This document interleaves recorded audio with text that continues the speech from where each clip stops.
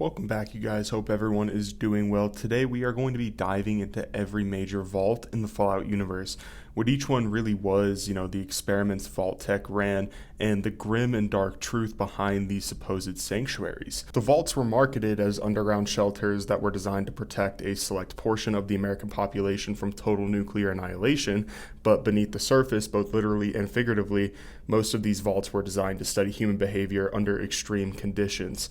So this will be a fun video, so let's just jump right into it. It's also worth noting real quick that in the Fallout universe, there's about 122 vaults that we know of.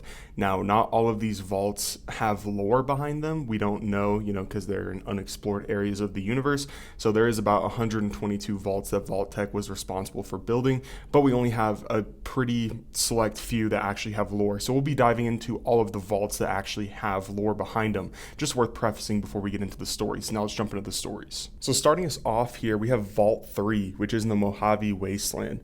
Vault 3 is one of those vaults that almost feels like it could have been a real shelter, because it was intended as a control vault, meaning it wasn't supposed to run one of Vault-Tec's infamous social experiments. It was built in the Mojave region near the Las Vegas area, and for decades after the Great War, life inside was fairly stable. But the end of Vault 3 doesn't come from a monster or a malfunction at first. It comes from something way more ordinary, a water leak. Sometime around the 23rd century, the leak becomes severe enough that the residents are forced to open the vault for the first time to search for help. And once the door opens, the vault's entire relationship with the outside world is pretty much altered forever. At first, the outcome looks pretty hopeful. The vault dwellers are trading, building connections, and for a couple weeks, things are pretty peaceful. But that increased contact also puts a target on their backs. Word spreads to some nearby raiders, and the vault dwellers simply aren't prepared for what happens next. The fiends exploited the vault dwellers' lack of security and experience, and then they were able to con their way inside, massacring the inhabitants and taking the vault as their own. Under Motor Runner, Vault 3 becomes an impenetrable base of operations, and the fiends grow into a major threat to the area around New Vegas. They kidnap civilians and harass NCR forces stationed at Camp McCarran. So Vault 3's story is a brutal Fallout theme in miniature. It wasn't built to fail, it failed because it finally had to interact with the world Vault-Tec claimed it was protecting from its people. Moving on to Vault 4, Vault 4 is one of the rare cases where Vault-Tec's experiment wasn't even hidden in the fine print. The Fallout Wiki states the Vault's experiments were publicly revealed in advertisements and orientation videos, which described it as a society governed by scientists living and working there full time. And before the Great War, researchers Lloyd and Cassandra Hawthorne and their family, along with other volunteers, go into the vault. Lloyd later becomes overseer after the bombs fall, but once the vault is sealed, Vault 4 becomes what happens when you give a closed society to people with total authority. No real limits on what they're allowed to do, basically. And according to the wiki, governance by scientists leads to unrestricted research, including human testing. The scientists lure wastelanders into the vault and subject them to mutation experiments, including hybridizing humans with radiation-resistant species. And the article specifically links this to the creatures like gulpers. So eventually these victims basically rebel, and the rebellion isn't just, they took over the atrium. The wiki describes them unleashing the mutated victims on the scientists. The Hawthorns tried to barricade themselves outside the specimen lab, and the gulpers break through and eat them alive. But here's the twist. After that, the former test subjects don't keep the vault as a torture lab, they flip its purpose. They establish a democratic system, accept refugees from the surface, and maintain the vault with foraging parties. Victims who can't be cured are placed in stasis pods on level 12, waiting for a future cure that may never come. But over the generations, hereditary genetic damage causes random mutations among residents, extra features, glowing eyes, and the vault develops its own culture around trauma and memory, including rituals performed in the atrium, especially after major tragedies like Shady Sands. Vault 4 is basically Fallout's nightmare question. If science is the best system, what happens when people doing the science stop seeing anyone as human, which is pretty much just Vault-Tec as a corporation, which, if you couldn't tell already. Moving on to Vault 8. Vault 8 is described on the Fallout Wiki as a control vault, one that is intended to open and recolonize the surface 10 years after sealing. Vault-Tec planned for Vault 8 to have 2 GECKs. This stands for Garden of Eden Creation Kits. But due to government logistical errors, something bizarre happens. Vault 8 receives hundreds of water chips meant for Vault 13, and Vault 13 ends up receiving an additional GECK. And that shipping mix-up definitely matters because the GEC is the difference between surviving and actually rebuilding. Vault 8's opening and surface development is tied directly to what becomes Vault City, a settlement that is built out of what the Control Vault legacy was. So Vault 8's story isn't primarily horror like Vault 11 or tragedy like Vault 3. It's the rare Vault story that's closer to success, but still with the Fallout edge. Even success is shaped by bureaucracy, mismanagement, and whatever powers were distributing resources in the final days before the bombs. As we just mentioned, we are moving on to Vault 11. Vault 11 is one of the most infamous Vault experiments ever written because the cruelty isn't in the machinery, it's in the choice people are forced to make. So according to the Fallout Wiki, after the doors sealed, Vault 11's inhabitants were told they would have to sacrifice one Vault Dweller every year. The Vault Dwellers were told that everyone else in the Vault would be annihilated if they failed to make this sacrifice. But the truth was pretty bad because according to the wiki, it explains that if the residents if they chose not to sacrifice anyone, a Vault-Tec message would play, which commended them for their commitment to human life, and the vault door would be unlocked for free passage with overseer permission. Meaning the quote-unquote correct answer here was compassion. The entire setup was testing whether people could resist an authority-driven moral trap. But Vault 11's story becomes a slow collapse instead. A society forced into rituals, elections, factions, justifications, all of this to avoid a punishment that was never even real. And the ending is the kind of gut punch Fallout is pretty famous for. The Vault wasn't measuring survival skills or engineering, it was measuring whether people would destroy each other when they believed they had no other choice. Vault 11 is basically a sealed chamber designed to prove one thing, and that is that fear is enough to make decent people commit some atrocities. Moving on to Vault 12, which is located in Bakersfield, California, which becomes the post-war ghoul settlement known as Necropolis, and Vault 12's experiment is simple, horrifying, and pretty physical. The Fallout Wiki states that Vault 12's true purpose was to study the effects of radiation on the residents, and Vault-Tec ensured this by designing the vault door not to close. So instead of protecting people from fallout, the vault is designed to expose them to it for decades. Inside, the vault layout resembles the classic vault structure. Medical and entrance on the first level, living quarters on the second, and recreation plus armory and command center on the third. But because the vault is never fully sealed, the place becomes pretty dirty, weathered, and degraded over 85 years of exposure and lack of maintenance. Surprise, right? The wiki also notes that the glowing ones still inhabit the vault. They aren't initially hostile, but can become hostile depending on what happens with the vault's water system and the water chip. The Vault 12 is the purest form of Vault-Tec's betrayal, a vault built to look like safety, engineered to ensure the people inside slowly become the data and the number. Moving on to Vault 13, it is the quote-unquote starter vault of the original Fallout. But the deeper you go, the more you realize it wasn't just a home, it was part of something much bigger. The Fallout Wiki places Vault 13 in California, west of Shady Sands and east of Mariposa Military Base, and notes that it appears as a location in Fallout and Fallout 2. In its background section, the wiki gives a surprising amount of detail. Construction on this vault began in August 2063 and finished in March 2069, which makes it the last West Coast vault that was ever completed. It was designed for up to 1,000 occupants, with quote-unquote hot bunking described as up to 10 people assigned to one living quarter, and the vault had serious infrastructure, hydro-agricultural farms, a water purification system sourced from a subterranean river, heavy machinery for construction projects, and way more. It also had advanced equipment assigned to dwellers like the Pip-Boy 2000, and it even housed experimental technology like the Solar Scorcher. But Vault 13's Control Vault image is way more complicated. The wiki states that Vault 13 was intended as a control group for the Societal Preservation Program, meant to remain sealed until its subjects were needed by the Enclave. And it's also mentioned a separate source claiming the purpose was prolonged isolation for 200 years. So even Vault 13, the vault that feels like the baseline, still has the Vault-Tec shadow hanging over it. You weren't just surviving, you were being preserved for someone else's plans. But for the most part, this one is pretty normal besides like the Enclave. Moving on to Vault 19. Vault 19 is engineered to break people without guns, without chemicals, and without violence, just by turning human beings into enemies. The Fallout Wiki states Vault 19's residents were segregated into two sectors, red and blue, with limited contact between them, and Vault 19 is unique in that it had two overseers, one for each sector. The experiment, which is according to the wiki, was to induce severe paranoia through non-chemical, non-violent means. It even mentions possible subliminal messaging, including a terminal entry where a child claims to hear high-pitched noises that others also heard. Over time, the residents began to spiral.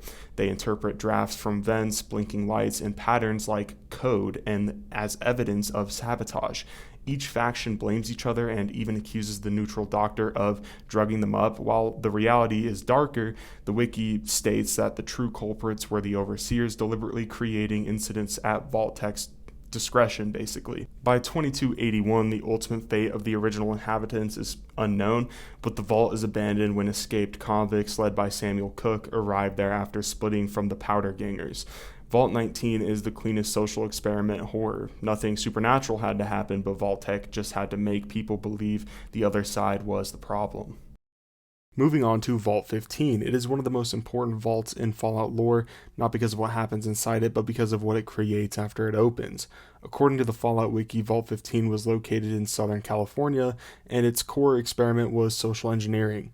Vault-Tech deliberately selected inhabitants from wildly different ethnic, political, and religious backgrounds, and then sealed them together in an enclosed space with the explicit goal of observing long-term social conflict. Unlike many vaults, Vault 15 was designed to open earlier than most. After roughly 50 years, Vault-Tech wanted to see whether a society forged through forced diversity would fracture or adapt once the pressure was removed. Spoiler alert, this did not go well. It absolutely fractured under this social pressure, and when Vault 15 finally opened, social divisions exploded into open conflict. Entire factions abandoned the vault, each group taking different beliefs and values with them, and according to the wiki, these splinter groups went to form on some of the most notorious factions in the post-war West. This includes the Khans, the Vipers, and the Jackals. Meanwhile, the more cooperative and moderate survivors left behind eventually found Shady Sands, which would later become the capital of the new California Republic. Vault 15's experiment didn't just test whether people could coexist, it actually directly shaped the political landscape of the West Coast. Vault-Tech didn't just observe history here, they absolutely created it. Moving on to Vault 17. Vault 17 is one of the most mysterious vaults in the entire Fallout universe, and that's intentional. The Fallout Wiki confirms that Vault 17's original experiment is unknown, but we do know a few details and they're pretty disturbing. So at some point after the Great War, Vault 17 was discovered and raided by the Unity. This is the super mutant army led by the Master. Rather than wiping out the population, the super mutants abducted the vault's inhabitants and forcibly exposed them to FEV, or Forced Evolutionary Virus, transforming them into super mutants. And it wasn't just a tragedy, it was kind of like a supply chain. Vault 17 effectively became a human farm, feeding bodies into the Master's vision of a quote-unquote perfect mutant race. And because the Vault's original purpose is unknown, Vault 17 stands as a reminder that even vaults meant for experimentation were never really protected from becoming experiments themselves. Vault-Tech may have designed the maze, but they weren't always the ones controlling it. Moving on to Vault 21. It is Fallout absurdity wrapped in corporate cruelty. According to the wiki, Vault 21's experiment revolved around gambling as a governing system. Every disagreement, political, social, or even personal, was resolved through games of chance, dice rolls, card games, roulette. Randomness placed authority, and surprisingly, the vault functioned remarkably well. Residents embraced the system, disputes were resolved very quickly, and violence was minimized. Over the generations, Vault 21 developed a culture where luck was law, and personal responsibility meant accepting the outcome, no matter how unfair it was. That stability lasted until Robert House entered the picture. In 2274, House challenged the Vault's population to a very high-stakes blackjack game, with the Vault itself on the line, and he won. True to their principles, the residents honored the result. House filled most of Vault 21 with concrete and dismantled its systems and covered the remaining structure into a hotel and a gift shop beneath the New Vegas Strip. Vault 21 is one of the most ironic Vault stories. It's a system built on randomness that actually worked until it encountered someone who knew how to rig the odds. Moving on to Vault 22. Vault 22 was never meant to protect people, it was meant to kind of restore and fix the world. Located in the Mojave, Vault 22 was a biological research facility focused on developing genetically engineered plants capable of thriving in the nuclear wasteland. According to the Fallout Wiki, scientists inside the vault created experimental crops designed to restore agriculture after the nuclear war, and it worked at first. The plants flourished, food production skyrocketed, but the experiments started to push too far, and a fungal organism emerged, one that bonded with plant life and human hosts alike. This fungus didn't just infect people, it replaced them into monstrous beings. The vault residents slowly lost autonomy as the spores started to take control, transforming them into shambling carriers that existed only to spread the infection further. When the vault was eventually rediscovered, it had been fully reclaimed by plant life, vines crawling through hallways, spores filling the air, and echoes of the people who once believed they were, saving humanity and they were on the right track. Vault 22 is the ultimate warning. Even good intentions can become extinction events when paired with unchecked experimentation, regardless of the intention behind those experiments. Moving on to Vault 24. Vault 24 represents one of Vault-Tec's most invasive psychological experiments, not because it relied on violence, but because it targeted the mind directly. According to the wiki, Vault 24 was designed to test brain-computer interface technology, which was developed by Robco, which we know is owned by Robert House. Surprise, surprise there. The goal was to determine whether human thoughts, emotions, and behaviors could be altered or controlled using implanted neural chips. Residents were outfitted with these devices under the guise of medical advancement, and initially the chips were marketed as enhancements, tools to improve cognition, emotional regulation, and even cooperation. But as time passed, the systems became very unstable. The wiki explains that the interfaces caused severe neurological side effects. Inhabitants suffered from seizures, personality shifts, hallucinations, and eventual mental collapse. By 2296, the vault's human population had been almost entirely wiped out, either from neurological failure or internal violence triggered by the implants.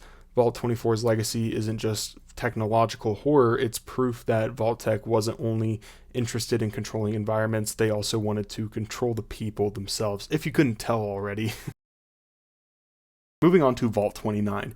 This is one of the most chilling vaults that we're going to go over just because of how casually cruel its premise was. The wiki states that Vault 29's experiments consisted of sealing only children inside. There were no adults, no parents, no teachers, no authority figures of any kind. The purpose was to observe how a society would form when raised entirely by peers without guidance, moral instruction, or generational leadership. It's basically Lord of the Flies in the Fallout universe. Vault-Tec provided the automated systems for food, shelter, and maintenance, ensuring survival, but nothing resembling emotional or ethical structure. Little else is known about the Vault's long-term outcome, which may be intentional. Vault 29 exists in Fallout lore primarily as an implication rather than a detailed record, and that implication is horrifying enough in my opinion. Vault-Tec didn't need to document the results, they already knew the experiment itself was the crime. Moving on to Vaults 31, 32, and 33. These are all the vaults in the show, so I'm just going to group these into one go, just because I feel like they're all connected, and especially if you've been following the plot of the show, you know that these are all very connected. So, Vaults 31, 32, and 33 are unique in Fallout history, not because they were experiments on the public, but because they were experiments for Vault-Tec itself. According to the wiki, these three vaults were interconnected beneath Los Angeles and were part of a private project created by Vault-Tec executive Bud Askins. The goal wasn't survival, it was actually corporate continuity. Vault 31 housed cryogenically frozen Vault-Tec middle managers and executives. They were meant to awaken after the war and quietly guide society back into a world dominated by Vault-Tec values, obedience, and productivity, as well as brand loyalty. And then Vaults 32 and 33 contained civilian populations meant to be shaped by these executives after Reclamation Day. But something went wrong along these lines. The wiki explains that Vault 32's residents discovered the truth, that their lives were being manipulated by thawed corporate overseers, panic, violence, and total societal collapse followed. Vault 32 was completely wiped out by infighting. Vault 33 survived, and as of 2296, Vault 33 remains functional, unaware, or only partially aware of the true nature of Vault 31 and the corporate experiment behind it. These vaults represent Vault-Tec's ultimate arrogance. They didn't just want to survive the apocalypse, they also wanted to own the future. Obviously, this storyline is evolving with the show. This is just what we know. At the time of this recording, I'm recording this after episode 5. So there's definitely a lot more to be explored and a lot more to be revealed with these vaults. Very interesting. Moving on to Vault 34. Vault 34 was designed to answer a very simple question. What happens when everyone has access to military-grade weapons? It's going to go well, right? Well, according to the Fallout Wiki, Vault 34 was stocked with an enormous armory, far more weapons than any civilian vault would ever need, and crucially, it had no security restrictions on their use. At first, the vault functioned pretty normally. Residents even voluntarily imposed rules and locks on the armory, attempting to maintain the order. But Vault-Tec's real experiment wasn't really about weapons, it was about the temptation and the human element. Over time, tensions rose, factions formed, and then a full-scale uprising began to occur inside of the vault. The wiki states that the chaos resulted in catastrophic damage to the reactor. Radiation began to flood the vault, taking the lives of many of the dwellers and transforming others into ghouls. Those who escaped went on to form the Boomers, a heavily armed isolationist group that settled at Nellis Air Force Base and carried Vault 34's obsession with firepower into the wasteland. Moving on to Vault 51. Vault 51 was never meant to find a leader, it was meant to artificially manufacture one. According to the wiki, Vault 51 was built in Appalachia and housed a powerful Zax artificial intelligence tasked with determining what made the ideal overseer. But instead of observing leadership naturally, the AI actively created crises to force leadership transitions. At first, the vault functioned pretty normally. Overseers were elected, governed, and replaced through routine processes, but the Zax was dissatisfied. It began escalating situations, resource shortages, environmental hazards, social stressors, all engineered to push leaders to failure. Every time an overseer failed, the AI adjusted its criteria. Over time, the crises became deadlier. The wiki explains that the Zax eventually concluded that only ruthlessness could ensure survival. It manipulated events so that overseers were forced into increasingly brutal decisions until violence became the norm. Eventually, the vault collapsed into bloodshed, surprise, surprise, and Vault 51's experiment never really ended because the AI never found a satisfactory answer. It simply learned that power doesn't corrupt people, it selects for those who are already willing to use it. Moving on to Vault 63. Vault 63 is what happens when Vault-Tec mixes ambition with abandonment. Vault 63 was the private project of Vault-Tec board member Hugo Stolz. According to the Fallout Wiki, unlike most vaults, its purpose wasn't purely social, it was actually pretty technological. Vault 63 was designed to research advanced robotics, energy systems, and weather manipulation, with the goal of shaping the post-war environment itself. But the vault was never really finished, and when the Great War hit, residents were sealed inside an incomplete facility. Systems malfunctioned, living quarters were unfinished, critical safety systems never came online, and over time, radiation exposure and equipment failures mutated many inhabitants into ghouls. Worse was the weather manipulation research destabilized the surrounding region, contributing to unnatural storms and environmental chaos in Appalachia.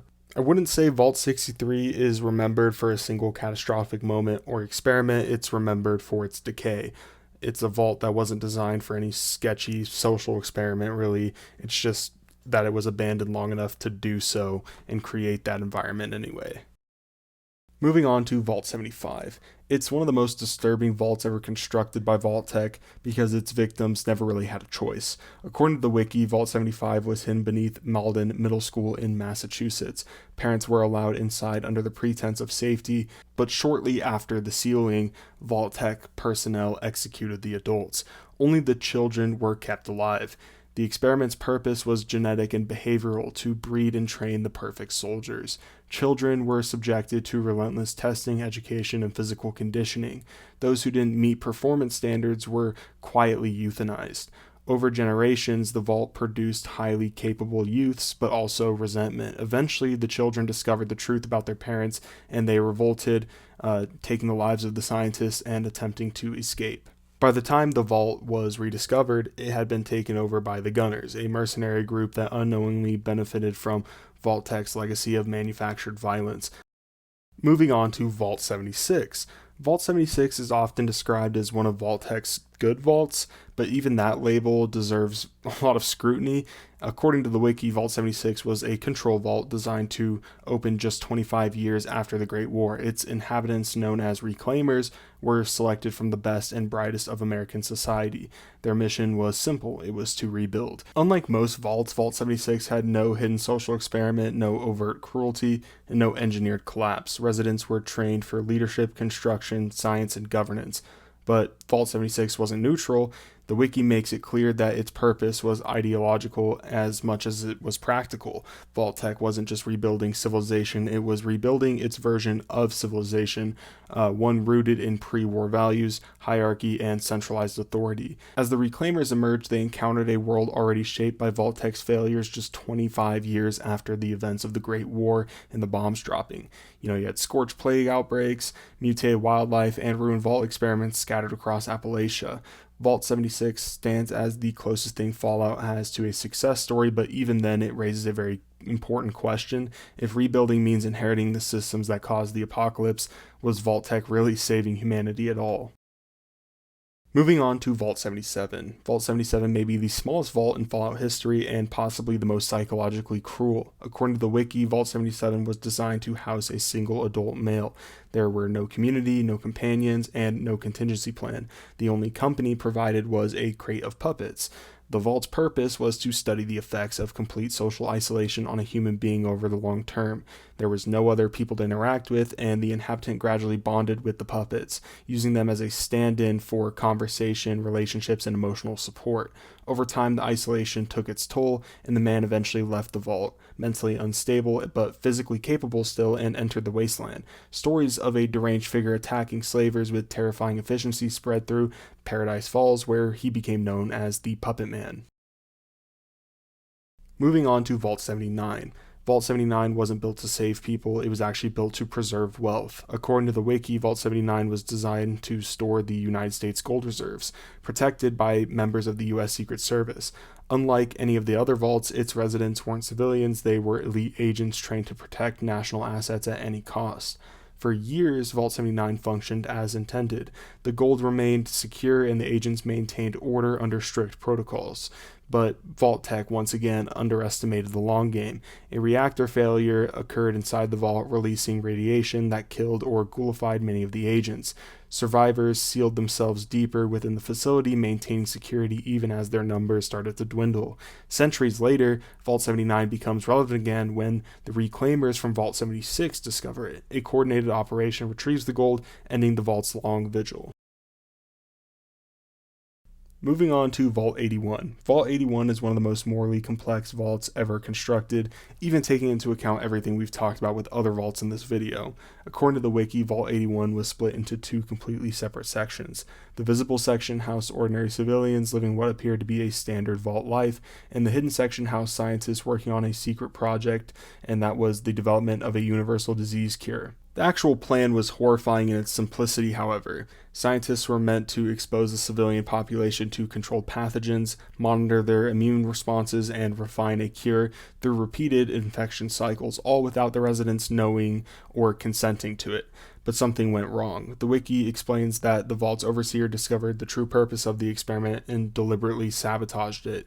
He sealed the scientists inside their section, cutting them off from civilian population. And when disease eventually broke out, the civilians actually survived, but the scientists did not. Vault 81 remains operational centuries later, one of the rare vaults where people live normal lives, unaware that their survival came at the cost of everyone who tried to save humanity without their permission. This vault showcases some very philosophical questioning, and that is it moral to sacrifice a few to save the many if the few never agreed? Moving on to Vault 87. Vault 87 is where one of the Wasteland's greatest threats was born. Located in northeastern Virginia, Vault 87 was originally constructed as part of the Vault program, but according to the Fallout Wiki, It was repurposed before the Great War as a secret research facility for the Forced Evolutionary Virus, or FEV.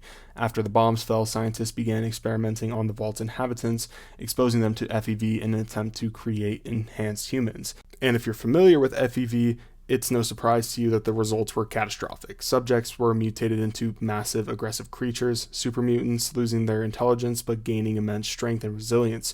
Over time, the super mutants overran the vault, taking the lives of the researchers, and began capturing outsiders to continue forced exposure. Vault 87 became the primary source of the super mutants in the capital Wasteland, and Vault-Tec didn't just observe the monsters here, they actually manufactured them. Moving on to Vault 88. Vault 88 was never actually finished, and that fact is pretty central to its horror. According to the wiki, Vault 88 was constructed in the Commonwealth as a testing ground for the experimental Vault-Tec technology. Unlike other vaults, it wasn't meant to house a stable population, it was meant to trial devices that could increase productivity, compliance, and efficiency in other vaults. The overseer, Barstow, survived the Great War and eventually became a ghoul, continuing her work for centuries. She believed completely in Vault-Tec's mission and viewed human subjects as necessary data points. The experimental devices tested in Vault 88 included prototypes that manipulated happiness, work output, and obedience, often at the cost of physical and mental health. Because the vault was never completed, there was no sealed social system, only scattered chambers and half-built infrastructure. Vault 88 shows that Vault-Tec at its most corporate, not even pretending to save people, only refining tools to extract more labor, more compliance, and more data, even after the world has already ended. Moving on to Vault 92. Vault 92 is proof that Vault-Tec understood the destructive power of sensory overload. According to the wiki, Vault 92 is a medical and psychological experiment focused on the effects of white noise on the human brain. Its population consisted largely of musicians and performers, people with heightened auditory sensitivity. The vault's air filtration system constantly emitted white noise at varying frequencies. Over time, this exposure caused extreme aggression, paranoia, and mental instability. Residents began to turn on one another and violence escalated, murders became more common, and eventually the population collapsed entirely. Surprise, right? By the time the vault was rediscovered, it was overrun with mutated creatures, and the music equipment was meant to preserve culture that had become instruments of madness. Vault 92 demonstrates that Vault-Tec didn't just test physical endurance, they tested how easily the mind could be shattered by something as invisible as sound.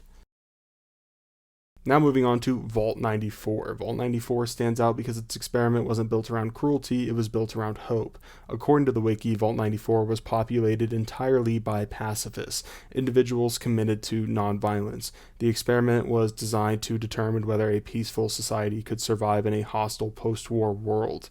Residents were given a GEC, allowing them to create a lush, self-sustaining environment. Long story short, it should be no surprise to you that the outside world didn't share their values. When outsiders attacked Vault 94, the inhabitants refused to fight back. They attempted negotiation, retreat, and compromise, all of which failed, and the attackers destroyed the whole population, basically, and damage to the GEC caused uncontrolled environmental mutation, creating the toxic region known as the mire. Vault 94 asks a devastating question, and that's, is pacifism moral, or is it guaranteed extinction in the Fallout universe? Moving on to Vault 95. Vault 95 was designed to stimulate recovery and then completely wipe the floor with it. According to the wiki, Vault 95 was populated entirely by chem addicts, all of whom were placed into forced rehabilitation programs after the vault sealed. For years, the program worked and residents became sober. Families started to stabilize, violence dropped, and the vault began to resemble a genuine success story. Then Vault-Tec revealed the truth, because there's always a twist, right? Hidden within the vault was a massive stash of chems, deliberately withheld until the population had fully recovered. When the overseer revealed its existence, the vault collapsed almost immediately. Relapse spread, violence followed, and the community destroyed itself from within. By the time the vault was rediscovered, it had been taken over by the gunners, who repurposed the vault as a stronghold.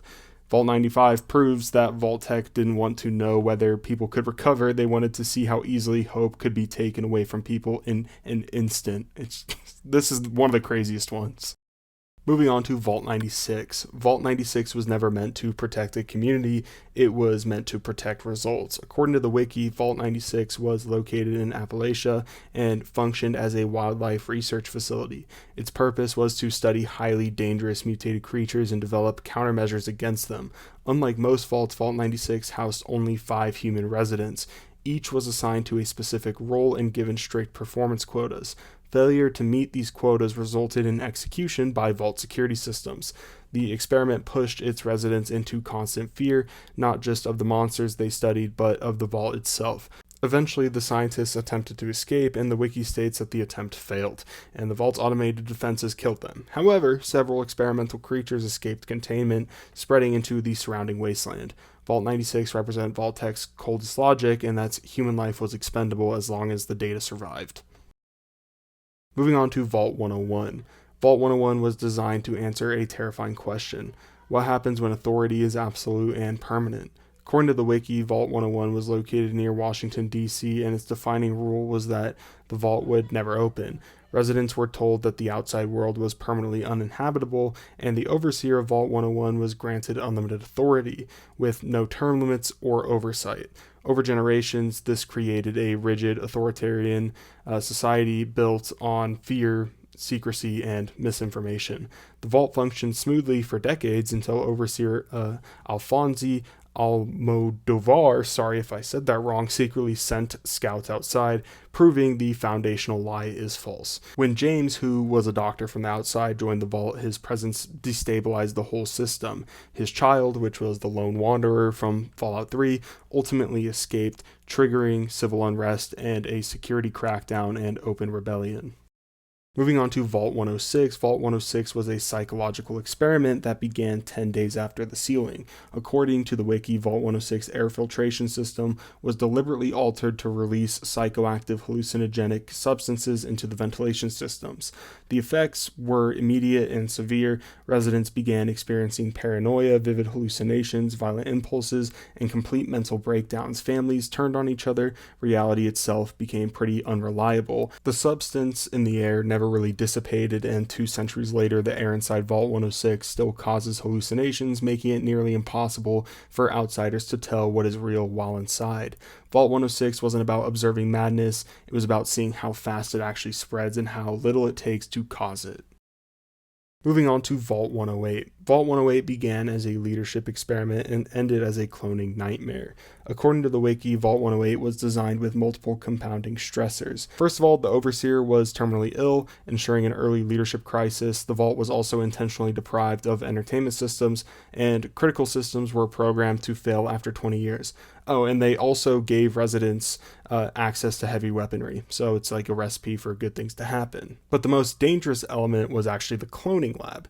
A resident named Gary was cloned repeatedly to compensate for population loss. However, each clone suffered increasing cognitive decline. Eventually, the vault became populated almost entirely by violent, barely verbal clones that were all named Gary. All of the Gary clones eventually disposed of the non-cloned residents. Yeah, and that's pretty much the story. It's just a bunch of Garys wandering around in this vault now, so it's pretty cool. Moving on to Vault 111. Vault 111 is often remembered for its cryogenic pods, but the true horror is what didn't actually happen. According to the wiki, Vault 111 was a cryogenics experiment designed to study the long-term effects of suspended animation on unsuspecting civilians. Residents were told that they were entering a normal vault, and instead they were frozen almost immediately after sealing. The vault's all-clear signal was never meant to arrive, and scientists monitored the frozen subjects remotely, but after internal disagreements and dwindling resources, security staff mutinied. The scientists were locked out of the cryo wing in result of all of that and eventually perished. Decades later, Institute operatives breached the vault to retrieve one infant. His name was Sean. This is literally the plot of Fallout 4. This is one of the most infamous Fallout game scenes. You know where this is going. They take him from his parents and leave the remaining residents frozen indefinitely. Eventually, system failures caused the rest of the population to perish in their pods. Vault 111 wasn't about survival. It was about treating human lives as long-term storage. Moving on to Vault 112. Vault 112 proves that death wasn't Vault-Tec's worst fate. According to the Fallout Wiki, Vault 112 housed residents placed into a virtual reality simulation known as Tranquility Lane. Their bodies were kept alive while their minds were trapped in a simulated suburban neighborhood. The simulation was controlled entirely by overseer Stanlos Braun. Braun used the simulation as his personal playground. He tormented residents endlessly, forcing them into humiliating roles and resetting their memories. Some residents were trapped for over 2 centuries, and they were unable to escape, unable to wake, and yeah, it's just not good. Vault 112 wasn't just an experiment, it's proof that Vault-Tec was willing to turn eternity itself into a punishment. Moving on to Vault 114. Vault 114 was never meant to work properly. According to the wiki, Vault 114 was constructed beneath Park Street Station in Boston and was designed as a social experiment targeting the wealthy elites. These individuals were promised luxury and safety, but instead the vault was intentionally underbuilt. It lacked proper living space, comfort, and infrastructure, and the idea was to observe how privileged individuals would react when stripped of status and forced into harsh conditions that they were unaccustomed to. The vault was never completed before the war, leaving it abandoned, later becoming a hideout for criminals. Vault 114 shows Vault-Tec's contempt for the powerful. Even the elites were just test subjects when the bombs fell at the end of the day. Moving on to Vault 118. Vault 118 was an experiment in class division. According to the wiki, Vault 118 was designed to separate residents by social class. The wealthy lived in luxury while the working class inhabited harsh, cramped conditions. But only half the vault was completed before the Great War. As a result, only the elite section was occupied, and over time tensions grew, paranoia set in, and the population started to turn inward. Eventually, the vault's residents transferred their consciousness into robotic bodies, becoming the robo-brains that still inhabit the vault centuries later. Vault 118 reveals a very reoccurring Fallout truth: when inequality is sealed in concrete, it never stays contained. And for our final vaults here, we have vaults 119, 120, 121, and 122. The wiki lists several vault numbers with little to no surviving information, including vaults 119 through 122. Whether these vaults were never completed, never activated, or simply erased from the records is unknown, and that silence may be intentional. Vault-Tec kept very meticulous records, so when something is missing, it raises a very unsettling possibility. Some experiments were probably never meant to be remembered. This is some crazy potential. Maybe if Bethesda ever decides to make Fallout 5, we could have some more vault lore to explore. Maybe it could be 119 through 122. Who knows? We'll see. We'll see if that ever happens, though. Now that you are a professional on the vault lores as well, let's go ahead and talk about the main takeaways here. When Vault-Tec sold the idea of the vaults, they promised safety, continuity, and survival. But it's very clear that the vaults were never about saving humanity. They were very clearly testing it. Each vault stripped away something different: freedom, truth, companionship, morality, even identity, to see what would remain. Some vaults collapsed instantly, others lasted centuries. A few even succeeded, but none were innocent. The real legacy of the vaults isn't the technology, the monsters, or the ruins scattered across the wasteland. It's the question that they leave behind. If humanity can survive anything, why did Vault-Tec work so hard to prove we wouldn't?